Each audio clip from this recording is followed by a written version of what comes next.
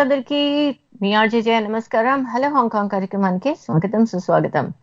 Hong Kong లో ఇప్పుడు సమయం ఉదయం 10:06 అయింది. మరి హాంకాంగ్ లో ఇప్పుడు సమయం 10:06, టెంపరేచర్ అలాగే 28.3 డిగ్రీల సెల్సియస్, గాలిలో తేమ 84%, యూవీ ఇంటెన్సిటీ 0.7 ఉంది. ఇక్కడ థండర్ స్టార్మ్, ఉరుములు మెరుపులు వాతావరణ హెచ్చరిక ఉందన్నమాట. మనతో పాటు ఈరోజు ప్రత్యేక అతిథి ఉన్నారు, వారితో మనం మాట్లాడబోతున్నాం. మీరు ఈ షోలో మీరు కాల్ చేసి మాట్లాడాలి అంటే కనుక నంబర్స్ నేను చెప్తాను. ఇదే విషయం నేను ఆంగ్లంలో కూడా ఒకసారి చెప్తాను. మనతో పాటు ఉన్నారు ఇప్పుడు స్వామి అభిషేక్ చైతన్య గిరి మహారాజ్ గారు. వీరు రిషికేశ్ యోగ వేదాంత మందిరం అధిపతి అనమాట.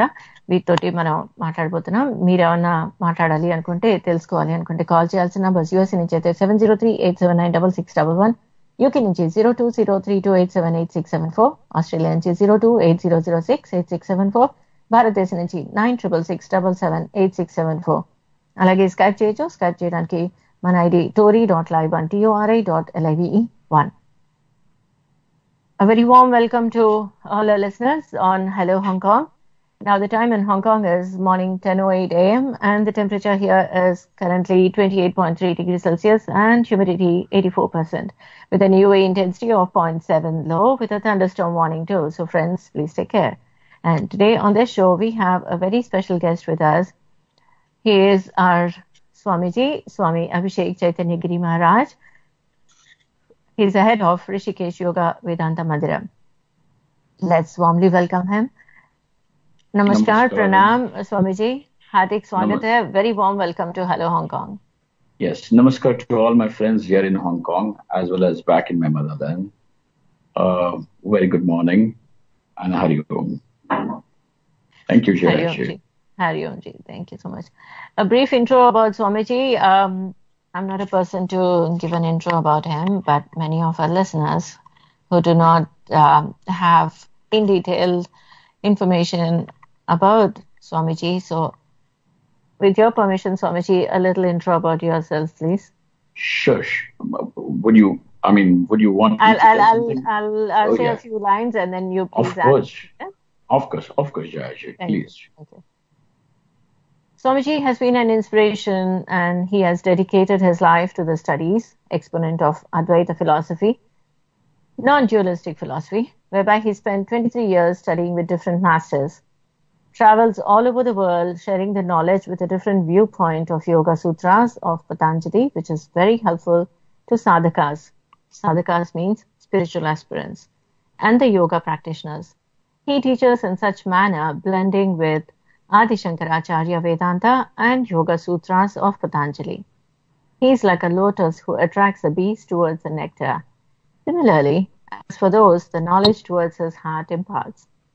Maha Mandaleshwar Swami Abhishek Chaitanya Giri Maharaj is an inspiring example of subtle Triveni, the merging of three paths of karma, bhakti, and jnana. He sees only the positive in each one's personal inclinations. He urges every individual toward the final goal. His own establishment in his faith in Adi Shankaracharya and his teachings is firm and steady, making him the perfect guide to the ultimate goal, that is, freedom from all limitations, otherwise called moksha. If I have committed any mistakes, kindly forgive me, Swamiji, and please add on to this. Thank you, Jaya. In fact, very appropriate and in fact a lot of praise. I would consider myself just a small pilgrim on the path, and maybe my words or whatever I have understood from my teachers coming from Bhagavan Shankaracharya, that is what I keep sharing. But you have praised me in very big words. Thank you for that. It's a blessing for us, sir.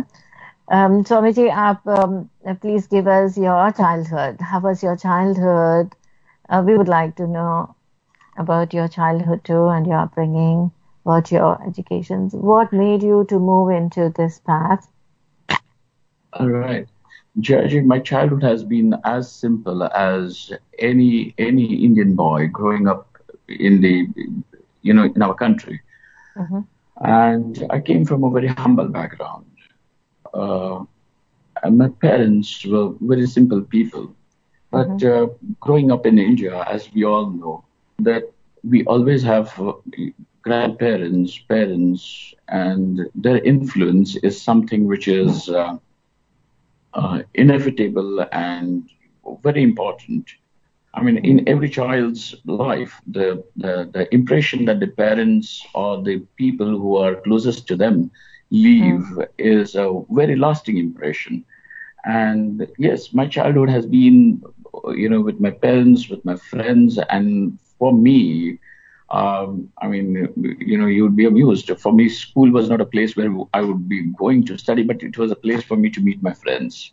Mm-hmm. And yeah, so very boisterous. In Mm-hmm. fact, my teachers would call me most mischievous, but I had one thing definitely with me, and that is I had a tremendous respect and love for my teachers, no matter whether they were school teachers or my college teachers. Mm-hmm. And that is one thing that I remember that has always inspired me, kept me asking questions and wanting to know. And yes, this is one cardinal value, that respect and love for my teachers and for the knowledge has led my life all through.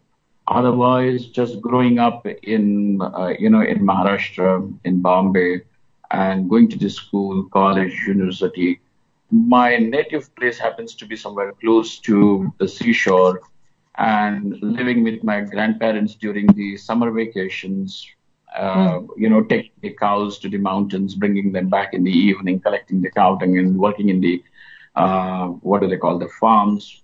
I Mm-hmm. mean, so it was not just that I had an urban upbringing, but I have, lived with my grandparents where the electricity was still not there. And so to me, India is all this mixture and still is something like this to me. So the childhood was very simple, but full of affection and loving people all around me, whether they were teachers, parents, grandparents, friends. It was fun filled and plenty of love. Yes, that's true. And that was also very close to nature. You Of have course, been. I consider that, growing up with animals is a very important part in any person's life, which today in India or all over the world we are missing. Mm. Because if you look at whether it is Shri Krishna, Shri Ram, each of our deities seem to be having a pet. Mm. Mm. If we True. are allowed to call those vehicles as pets, whether it is Bhagavan Shiva or Durga with a lion, Shri Krishna with the cow, Rama with his whole army of the monkeys, each Mm. one of them. And I feel, yes, growing up there in that kind of an environment with the animals is quite fulfilling. In fact, it gives a very strong emotional substance to each person's growth. Mm. Very That's true. very important. Yeah, that's very So, important. growing as a person among these natural elements around and Mm-hmm. being pampered by the natural elements Mm-hmm. is essentially now moving away from the fast life. So for now, people are like, what am I? What am I doing? They're trying to search and understand themselves. True, true, true. And in this Ah, process, they look for help. They look for understanding as to where can I find an answer for my question. And more, that's how, yes, yeah. Swamiji, we seek your understanding on this. Yes, Jaya, coming to this particular, I mean, moving into this, the first world countries, seeing the Mm, people around, and especially here in Hong Kong. mm, Hong Kong is rated as one of those cities or one of those countries where, the pressure is tantamount on people. People are extremely stressed, mm, and it is a fast life. And even the metros of India is nothing different. People are living fast, just running. Most mm, of us have that kind of a thing that we have to keep on running. and we do not know in which direction we are running. But it's almost as if compulsory that we got to run, we got to do something. And this is what has led to people not knowing where they want to go, where they really want to reach. And but the only pressure that seems to be there is that keep going, not knowing where, but keep going. And so people are confused, lost. And this is what we even knowingly or unknowingly give to our children. This is what generations after generation, it keeps on, because the parents are pressurized to keep going. And this is a gift that the parents are giving over here, even to the children. So it's not only that the stressed life remains only limited to the generation which is working, but it goes down right into the students who are still in the schools, and which is an age where a person needs to have a freer mind to inquire, to live, to breathe, because you certainly are going to assume responsibilities as you're going to grow. But even before a person really grows to assume the responsibilities, we have already pressurized the generation. And this is all. Yeah, this is all because I feel that we really do not know why and where are we moving. Yes. This is what, even as a person, people are losing their sense of direction as to why are they running? What are they running for? Is it the materialistic pursuits that they're looking for, or what are they looking for in their life in future? This marathon, I don't know how it is gonna lead and take a person into the journey of moksha. Jaya, it's a confusion. Yes, sir. Yes, Swamiji. But then the picture is not all that bleak. The picture is all not that bad. Because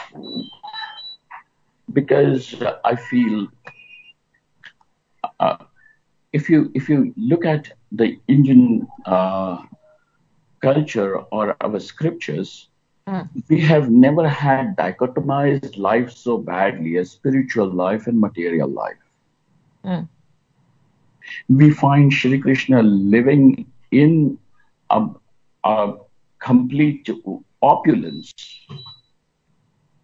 living in opulence, Rama living in opulence. A prosperous society was always visualized as a society in which people should be there, because the freedom of thought, the freedom of the liberty, the privilege of making the inquiry into the subtle areas of life comes only when, a person is not left with the concerns of survival alone.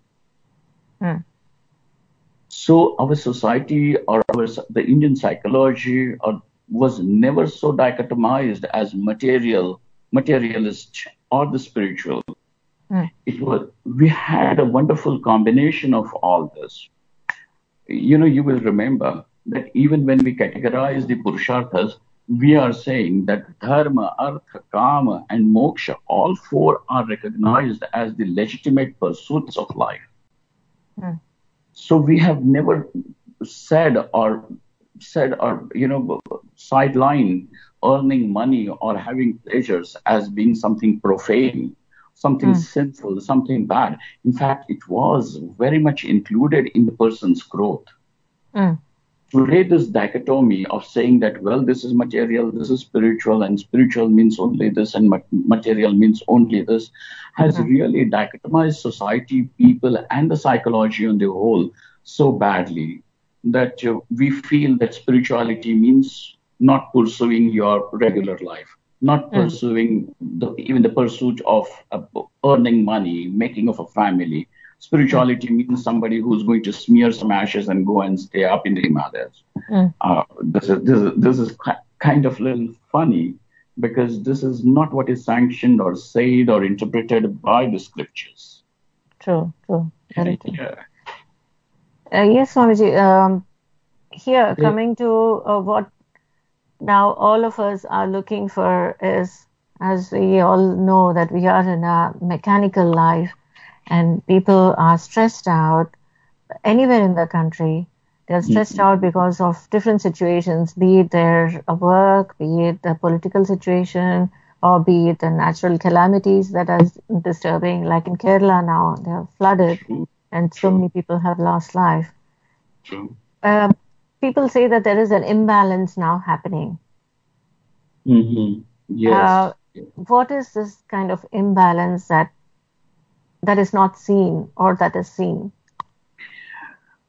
Jayaji, on a little sincere and a serious note, I must say that any society or any individual, when ignores the fact that there are two more pursuits of life, but when that society or a culture or that individual sees that only the pursuit of pleasure, the pursuit of security, the pursuit of wealth is considered to be the pursuit of life, then this imbalance is definitely going to happen. There is it is going to have a person is on a having a lopsided picture, because life is just not pursuit of security and pleasures. There is something, a joy that you get of doing something correctly. When you are able to relate to your children as parents perfectly well, when you are able to be a proper husband to your wife or a wife to the husband, then so on and so forth, there is something that is done correctly, rightly, and this righteousness is also something to be pursued by human beings. And this is what we call as dharma. When this is not considered, all that we consider is that how should I get maximum out of the people in front of me? How should I get maximum out of the world which is spread out of me? Then we all together have got only an exploitative attitude. And when you want to exploit someone or the world, the people around you are also wanting to say, well, I am not going to do this. I'm not going to allow you to exploit me. And therefore, there is a constant tug of war. This tug of war between you and the world then becomes a pressure of your living. So when you start recognizing that there is dharma also as a purushartha, there is moksha also as a purushartha, and ultimately the moksha purushartha is the purushartha. Presently, I may be wanting or I may be engaged in earning money, looking after the family, and that's not all, but there is something more to life. When you start recognizing this, this gives you a little breather. This allows you to have a little life to yourself. Then you can strike a balance. Then you are a person with little balance in life. Otherwise, most of us are so imbalanced, which is causing this pressure. You see this? Yes. Swamiji, we have a friend online. Let's please take the call. Yes, please. Welcome to Hello Hong Kong. Hello. Let's see. They should be back again. Yeah, they're trying. Yes, whoever is trying to call, may please try again, and we shall talk to Swamiji. So yes, Swamiji, and happy to see that people are trying to find a solution to de-stress themselves and trying to find ways which is convenient and comfortable in their daily routines. And that's how we see many of them are now practicing yoga and meditation. Meditation, practicing yoga are being taught by gurus and yoga masters. At the same time, meditation, when they say meditation, what exactly are they doing? They are chanting a mantra several times. There are various... Swamiji, please tell us on this. Sure, Jayaji. We have various techniques of meditations. Various teachers have followed various paths. But the basic definition of the word meditation, which otherwise, if you can give me the freedom of just bringing in the Sanskrit word as dhyanam. Please. Yes, Swamiji. Right. So when we are going to talk about meditation, all that we mean is dhyanam. And this dhyanam, the word dhyanam should, the definition goes, where the mind flows in a single direction without any distraction. That is called as dhyanam. Right? This is called as dhyanam. So when there are various teachers, some of them are going to employ the mantra meditation. Some of them are going to say, let us do some music. Some of them are going to say, well, here is something for you to meditate, perhaps just a jyoti meditation, only on a flame or on the breath. What they really are doing is just then creating this state of mind wherein there is a singular flow and without the mind getting distracted, without the mind getting scattered all over the place in various directions. When the mind is scattered, then obviously there is a loss of energy. But when the same mind is flowing in one single direction, it creates a great flow of energy. So that accumulated energy, which is now concentrated, then can create wonders. It can create wonders for two reasons: that, there will be an equipoise for the person. And when such a equipoised mind is used in the world outside, then it will definitely create the desired results. So our efforts will not become futile, because this is a mind which is available. It is a potent instrument with us. So various teachers in various fields are trying to do this. But if you're going to ask me, what does it mean in just a single word? I would say meditation would mean collected mind. Collected mind. Collected mind. A little more explanation on the term used here, collected mind. It's basically collecting all the distractions and tightening them and saying, no, I'm focusing on the jyoti, or I'm focusing on the mantra, or I'm focusing on the chant. That is a kind of concentration. That would become an exercise in concentration. Okay. But, there is a fine line, because whenever there is going to be concentration, it also means that there is going to be a stress. You see, that just imagine that you have to keep your eyes concentrated on an object. That would mean that how much stress would be there around the muscles of the eyes, on the muscles of your forehead. And this is kind of a stress. But when I'm employing the word collected mind, it means mind which is available, which is alert, which is calm. And, it has weaned itself away. It has not suppressed. It has not shut down. It is not saying no, nothing like that. It is nothing over there is out of force.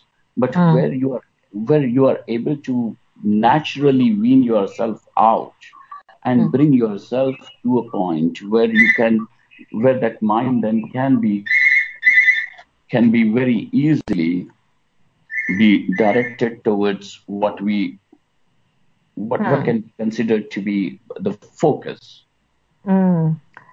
I would put it in simple words. If I'm wrong, please correct me, Swamiji. Like beautiful flowers collected in a basket and ready to make a garland for the divine. Oh, yeah, sure. You have given a very beautiful analogy. Of course, you have helped me give words to what I had to say. Thank you very much. Swamiji, we have a friend online. Let's please take the call. Hello, please welcome. Hello? I can't hear anything. Hello. Namaskar Andi. Hello, Hong Kong ki swagatam. Hello, a very warm welcome to Hello, Hong Kong.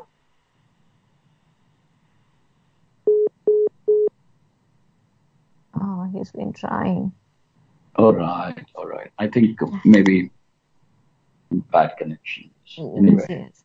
Swamiji, with a couple of minutes, I would like to tell this in Telugu to my friends. Sure, Jayaji. మనం ఈ రోజు మాట్లాడుతున్నాం స్వామీజీ తోటి. వీరు మనకి అసలు మన అంటే మనం పురుషులుగా ఒక ప్రాణిగా మనం పెరగటం, ఒక మనిషిగా మన పెరగటంలో మనం ఏ విధంగా పెరుగుతున్నాం, దేనికోసం మనం తాపత్రయపడుతున్నాం, ఏంటి వెతుక్కుంటున్నాం, దేనికోసం ఈ పరుగు తీస్తున్నాం అనే ఈ విషయాలు సర్వసాధారణమైన విషయాలే. కానీ మన జీవితం మీద దీని ప్రభావం ఏ విధంగా ఉంటుంది అనే దాని విషయం గురించి మనం ఈరోజు స్వామి అభిషేక్ చైతన్య గారితో మనం ప్రసంగిస్తున్నాం అనమాట. వీరు ఎన్నో దేశాలు తిరిగి ఎన్నో అద్భుతమైన ఇటువంటి ప్రవచనాలని చేయటం జరిగింది. వీరి ద్వారా మీరు కనుక ఏమైనా తెలుసుకోవాలి అనుకుంటే మీరు హాయిగా కాల్ చేసి స్వామి గారితో డైరెక్ట్ గా మాట్లాడచ్చు. కాల్ చేయాల్సిన నంబర్స్ యూఎస్ఏ నుంచి 703-879-6611, యూకే నుంచి 0203287867 ఆస్ట్రేలియా నుంచి 0280068674, భారతదేశం నుంచి 9667778674. ఏ దేశం నుంచి అయినా సరే మీరు హాయిగా స్కైప్ చేయొచ్చు. స్కైప్ చేయాలంటే tori.live1 TORI.LIVE1. స్వామీజీ చెప్పింది, వారు చిన్నతనంలో ఎక్కడో గ్రామాల్లో పెరిగారట. వారి అమ్మమ్మ తాతయ్య నానమ్మ తాతయ్యల దగ్గర పెరిగారు. వారి దగ్గర పెరిగినప్పుడు వారు ఆవుల్ని పొలాల్లోకి తీసుకెళ్ళటం, ఆ తర్వాత సాధారణంగా ఆవుల్ని తీసుకెళ్ళటం రావటం అంటే జంతువులతో కలిసి ఉండటం కూడా మనకి ఎంతో మంచిది అని చెప్తూ ఉన్నారు వారు. అందుకే దేవుళ్ళ దగ్గర చూస్తే కనుక ప్రతి దేవుడి దగ్గర కూడా ఒక జంతువు ఉంటుంది. ఆ జంతువులతోటి వారు ఎందుకు ఉన్నారు అనేది మనకు ఒక మంచి సంకేతం. ఎందుకంటే అలా ప్రకృతితో కలిసి పెరగటంలో మనం ఎన్నో విషయాలు నేర్చుకుంటాము. అందులో దాగి ఉన్న ఎన్నో సూక్ష్మ విషయాల్ని మనం తెలుసుకునే అవకాశం ఉంటుంది అని అంటున్నారు వారు. అలా పెరిగిన వారు చిన్నప్పుడు చాలా అల్లరిగానే ఉండేవారట. అయినా కానీ వారి గురువులన్నా కానీ వారి తల్లిదండ్రులు గురువులు అంటే కూడా వారికి చాలా గౌరవభావం ఉంది, ఉండాలి అని కూడా అంటున్నారు వారందరికీ. మరి వారితోటి మాట్లాడుతూ మనం మరికొన్ని విషయాలు తెలుసుకుందాం. ముఖ్యంగా మనం ఈ రోజు ఉన్న ఈ జీవిత విధానంలో మనం ఎంతో అలసిపోయి ఎటు పరిగెడుతున్నామో, ఎటు వెళ్తున్నామో, ఎందుకు వెళ్తున్నామో అనేది కొన్నిసార్లు మనమే మర్చిపోతూ ఉంటాము. ఈ పరుగులాట్లో మన మనసుకి అలసట, మెదడుకి అలసట రెండూ కలుగుతూ ఉంటాయి. అప్పుడు ఎటువంటి ఉపశాంతిని మనం ఏ విధంగా ఏర్పాటు చేసుకోవచ్చు అనే విషయాన్ని కూడా తెలుసుకుంటూ ఉన్నాం అన్నమాట. అందుకే ధ్యానం అంటున్నారు వారు. ధ్యానం అంటే ఏంటిది, ఎలా చేసుకోవాలి అనే విషయాన్ని కూడా మనం మాట్లాడుతున్నాం. మీరు ఏమన్నా అడగాలి అనుకున్నా కానీ నిస్సంకోచంగా మీరు కాల్ చేసి స్వామీజీ గారితో మాట్లాడచ్చు అనమాట. Swamiji, so as we say hello. Hello, నమస్తే జయ గారు, పద్మ మాట్లాడుతున్నానండి. నమస్తే పద్మ గారు, మాట్లాడండి. స్వామి గారు ఉన్నారు. స్వామీజీ, షీఈస్ పద్మ. మీరు చెప్పండి, ఎక్కడి నుంచి మాట్లాడుతున్నారు? స్వామీజీ గారితో చెప్పండి. నమస్తే Swamiji, I'm Padma calling from Australia. నమస్కార్ పద్మాజీ. నమస్తే ji. How are you sir? I'm okay. Please tell me. Yeah, I'm listening to you in a couple of minutes ago. Yeah, because you are talking about the meditation and quietness and the calm and discovering inner self in your own self.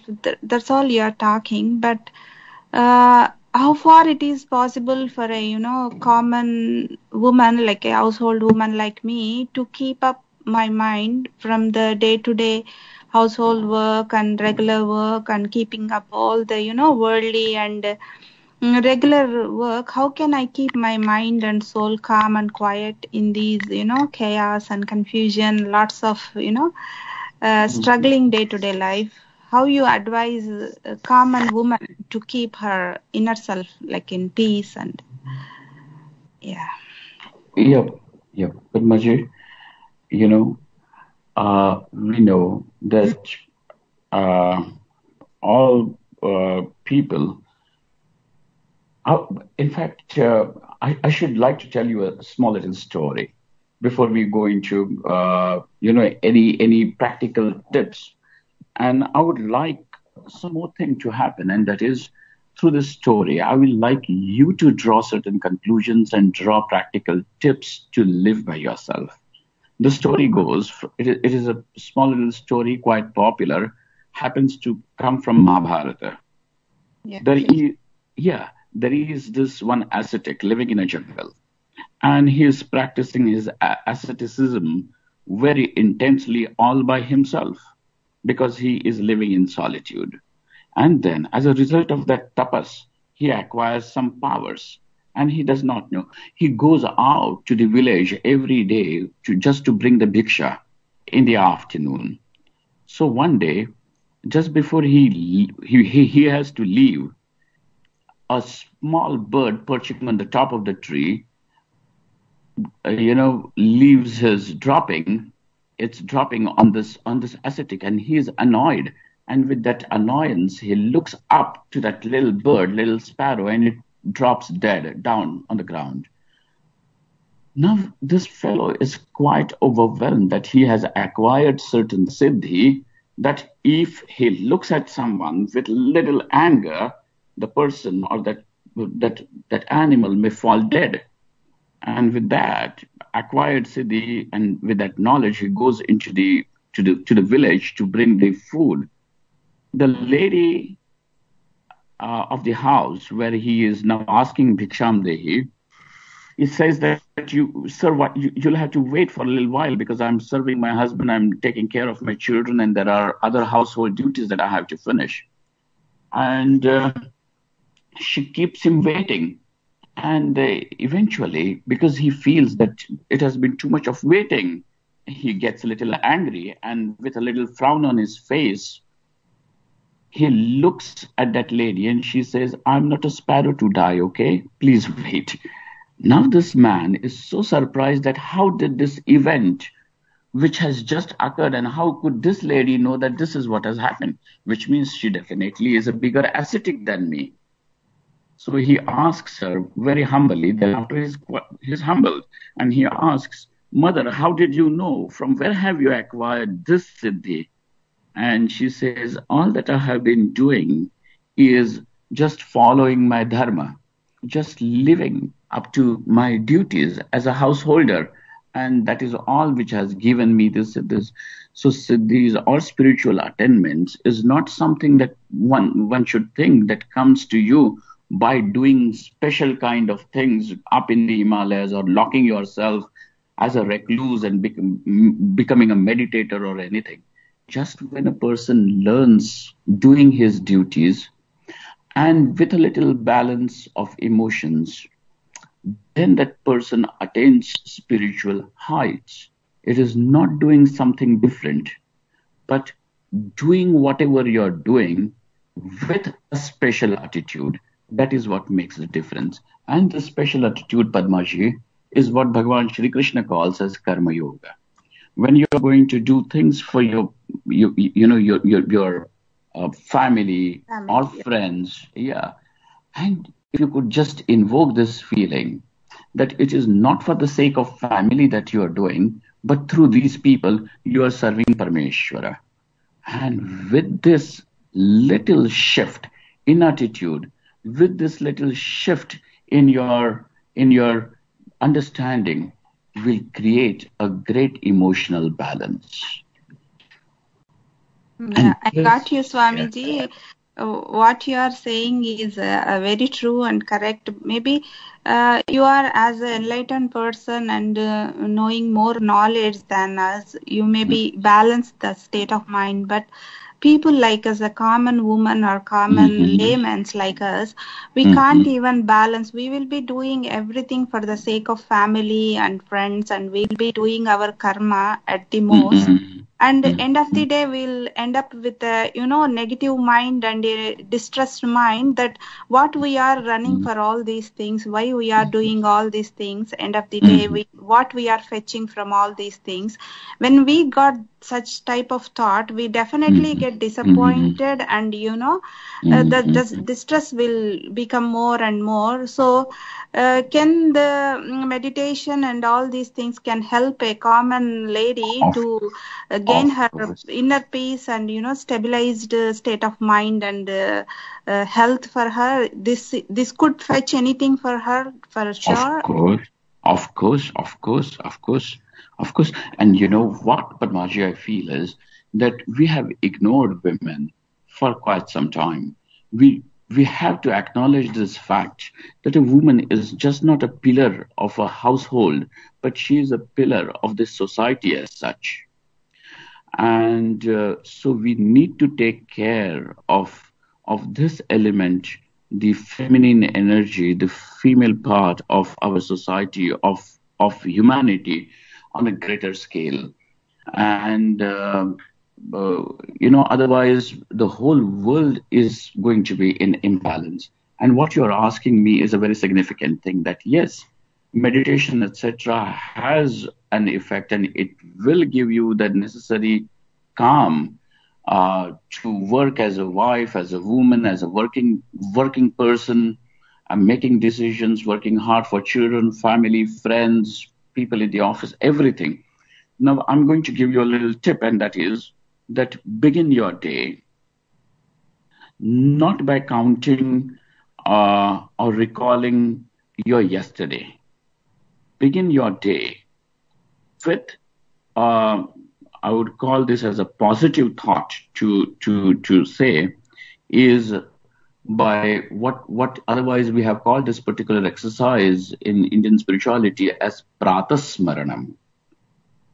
Yeah. So you consciously bring to your mind your Ishta Devata, whether it is Shri Krishna, Durga or Shankar, it does not matter. But you bring yourself consciously to that Upasya Devata and soak yourself for at least 2 minutes, 3 minutes in the love, in the light of your Ishta Devata. And then tell that Devata that here is my day going to begin. And I may have several things. I may slip out several times, but you walk the path with me. Just a little prayerful attitude in the beginning of the day is the right beginning. And when you are going to end the day, no matter how many frustrations, no matter how many stresses that you have had through the day, if you're going to go to sleep by saying Krishnarpanamastu, Shivarpanamastu, Durgarpanamastu, that my whole day, my efforts, everything good and bad, my joys and sorrow, I offer to you, and I'm going to sleep in your lap.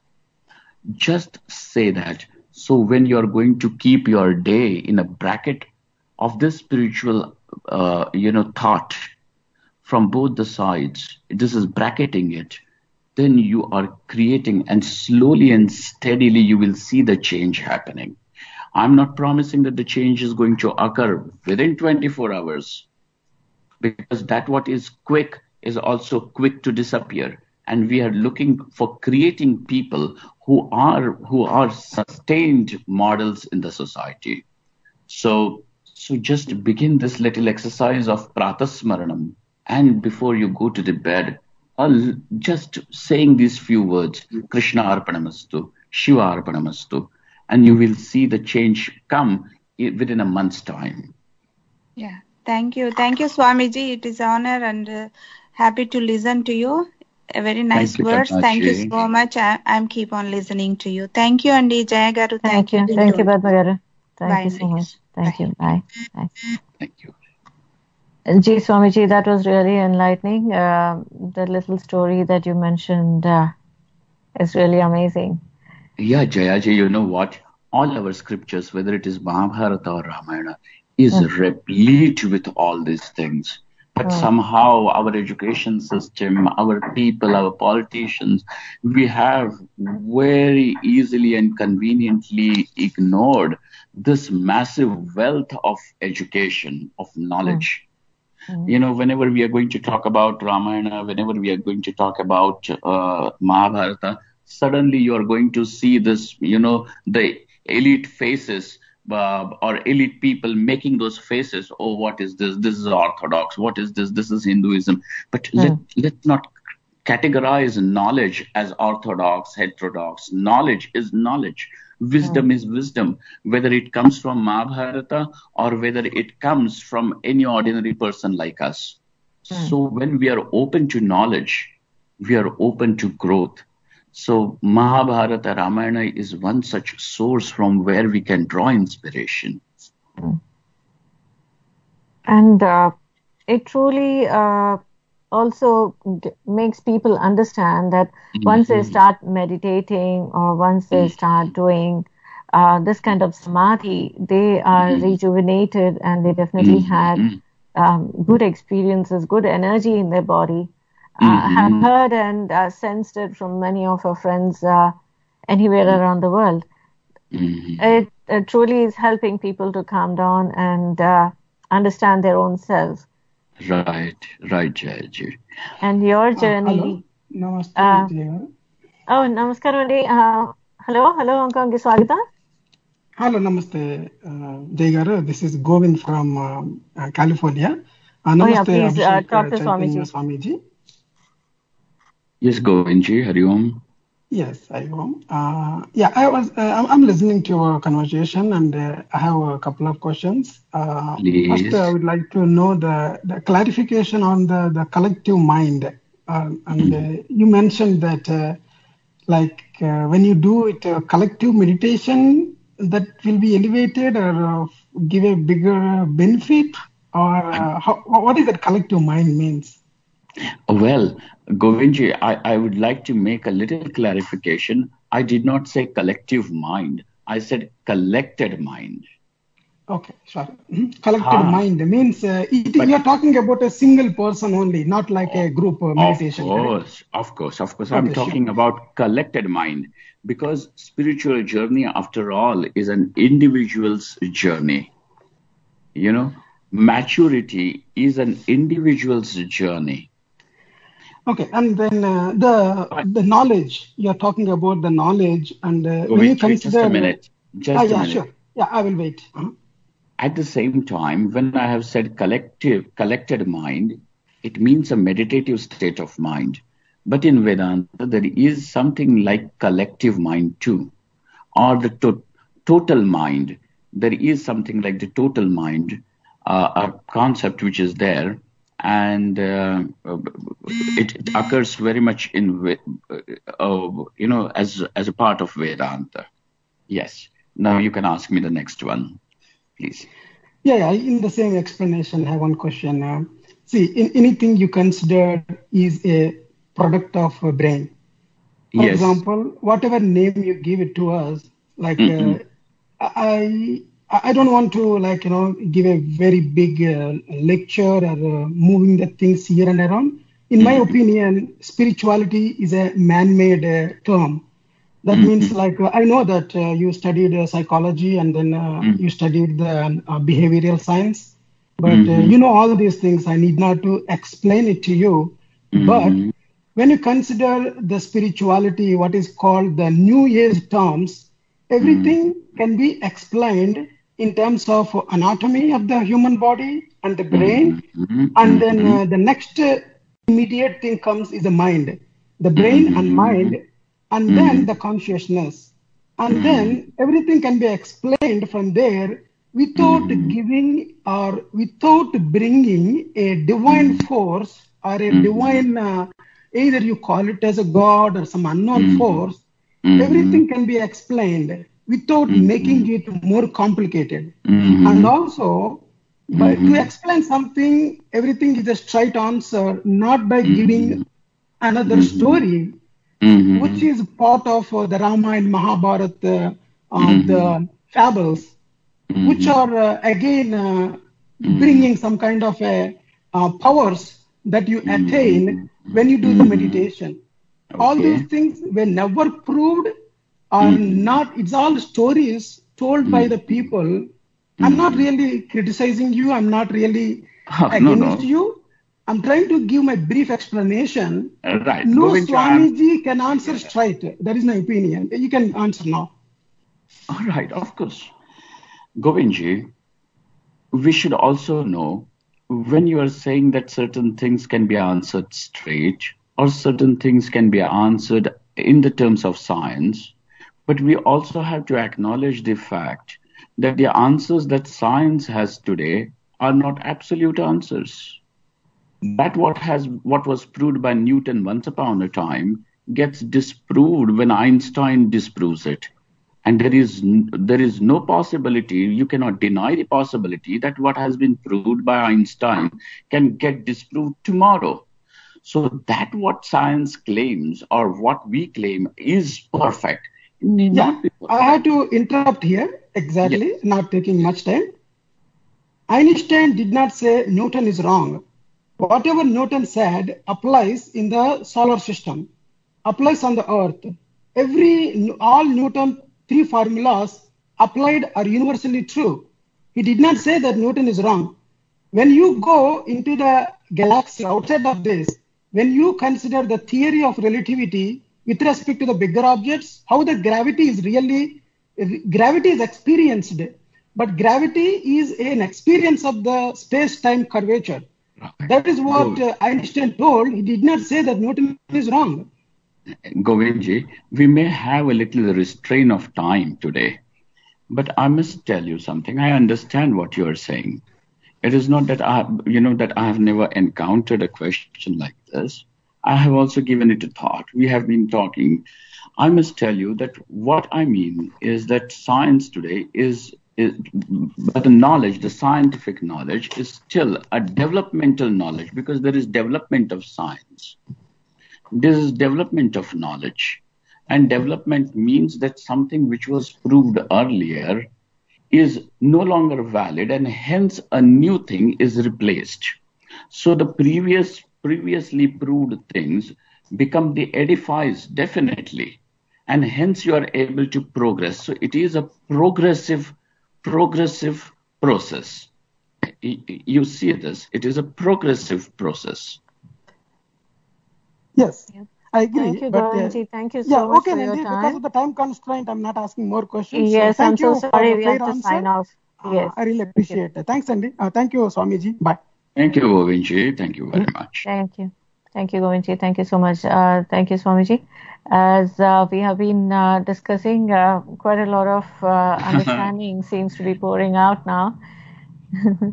And it's unfortunately we'll have to wind up and right. I suspected that. Jaya, I just want to express my little anguish that to all my countrymen, all my brothers and sisters, and to the world as such, that the loss of that we are having in demise of Atal Bihari Vajpayee ji is something that I also grieve, and I stand in solidarity with all my countrymen, all my brothers and sisters on this particular, event.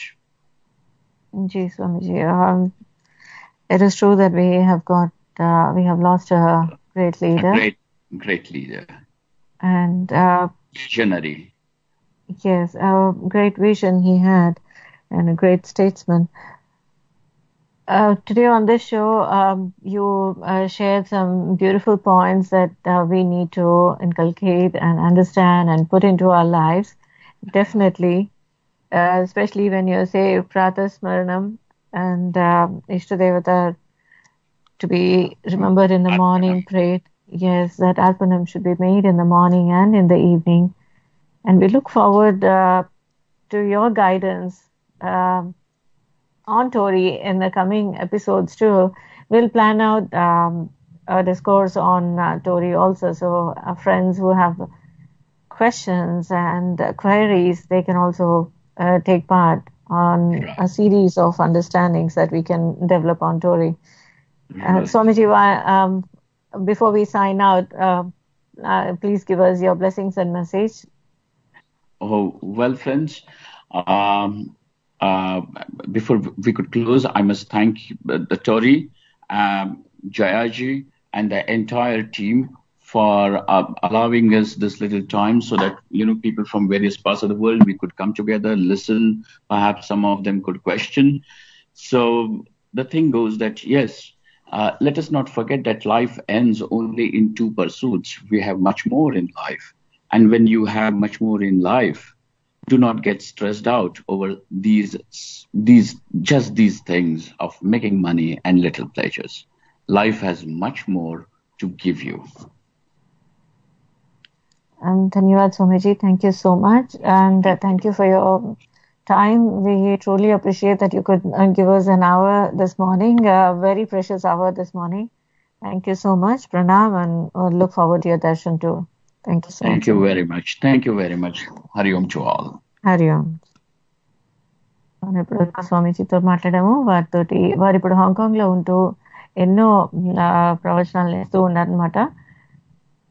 వారి ద్వారా ఎన్నో విషయాల్ని మనం అర్థం చేసుకుని తెలుసుకునే అవకాశం మనం అది ఏ విధంగా మనకి లాభం చేకూరుస్తుంది అనేది పక్కన పెట్టేసి మనం మన సమస్యల గురించి కాదు కానీ మనని మనం అర్థం చేసుకునేందుకు స్వామీజీ తోటి మాట్లాడచ్చు.